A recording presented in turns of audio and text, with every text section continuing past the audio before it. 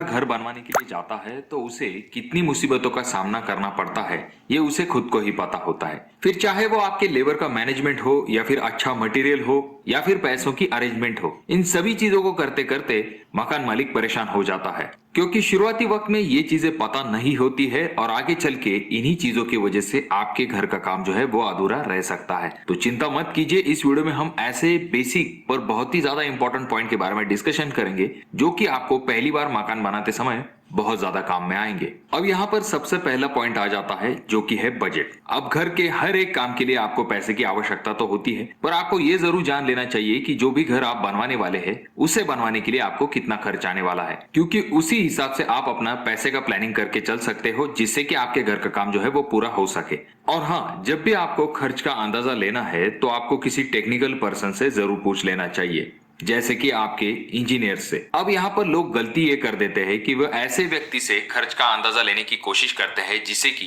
पूरे घर बनाने की कॉस्ट का आइडिया नहीं होता है, और इसी गलती के कारण घर बनवाने की लागत ज्यादा हो जाती है और उससे पहले ही आपके पैसे खत्म हो जाते हैं। ये सबसे बड़ा कारण है दोस्तों जिसकी वजह से लोगों के घर के काम अधूरे रह जाते हैं। अगला पॉइंट है ठेकेदार का चुनाव।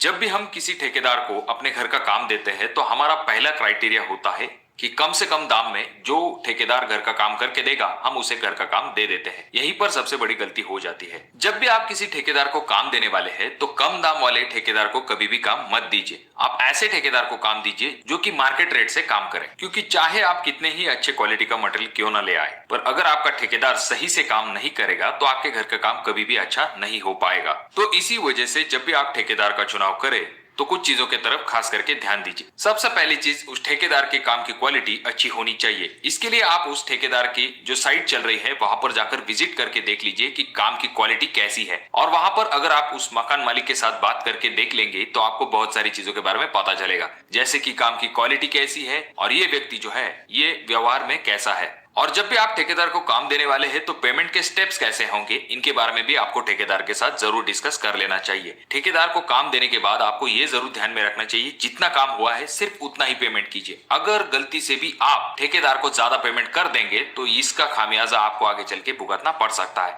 अब ठेकेदार का चुनाव कैसे करें इसके बारे में हमने एक सेपरेट वीडियो बना के रखी है। आई बटन में मैं उस वीडियो का लिंक दे दूंगा, आप उस वीडियो को भी जाकर देख सकते हो। तीसरी और सबसे इंपॉर्टेंट चीज है जो कि है प्लान। जब भी आप अपने घर का प्लान बनवाने के लिए जाते हैं तो कुछ अलग करने के चक्कर में बहुत ज्यादा कॉम्प्लिकेटेड प्लान मत बनाइए, क्योंकि वो प्लान ही होता है जिसके ऊपर डिपेंड होता है कि आपको घर बनवाने के लिए कितना खर्च आएगा। अगर आप सिंपल और बेसिक प्लान बनाते हैं जिसमें कि जगह का सही से इस्तेमाल किया जाता है तो इस वजह से आपको ऐसे घर का इस्तेमाल करने में भी आसानी होगी और आपके पैसे भी ज्यादा नहीं जाएंगे। इसके उल्टा अगर आप कॉम्प्लिकेटेड प्लान बना लेते हैं तो इससे आपका खर्च भी ज्यादा आएगा और ऐसे घर का इस्तेमाल करने में भी आपको ज्यादा आसानी नहीं होगी। तो इसीलिए दो पैसे जाने दीजिए और अच्छे इंजीनियर या फिर आर्किटेक्ट के पास से आपके घर का प्लान जरूर बनवा लीजिए। अब इंजीनियर से ही जुड़ा हुआ है हमारा अगला पॉइंट जो कि है प्रोफेशनल हेल्प। जैसा कि आपको पता होगा घर बनवाते समय बहुत सारी चीजों का आपको ध्यान रखना पड़ता है, जैसे कि आपका ब्रिक वर्क हुआ, प्लास्टर वर्क हुआ, आरसीसी हुआ और भी बहुत सारे फिनिशिंग आइटम होते हैं।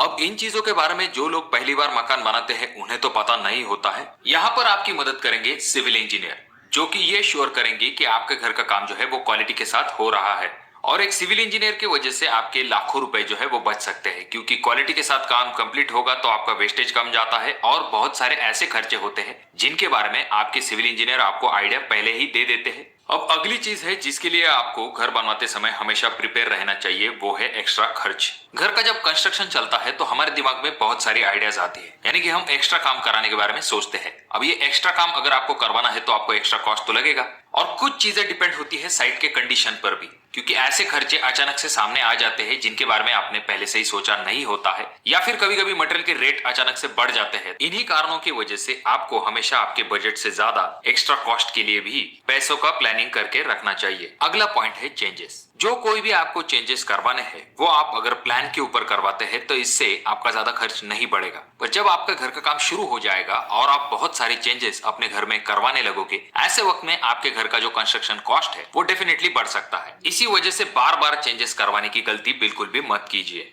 जो कोई भी चीजें आपको डिसाइड करनी है वो आप प्लान के ऊपर पहले ही डिसाइड करके रख लीजिए। जैसा कि आपको पता होगा घर बनवाने के लिए अच्छा खासा पैसा लग जाता है, पर हमेशा हम क्या करते हैं, जो बड़ी क्वांटिटी होते हैं वहां पर ध्यान देते हैं। अक्सर ही हम छोटी छोटी चीजों को नजरअंदाज कर देते हैं। वो छोटे छोटे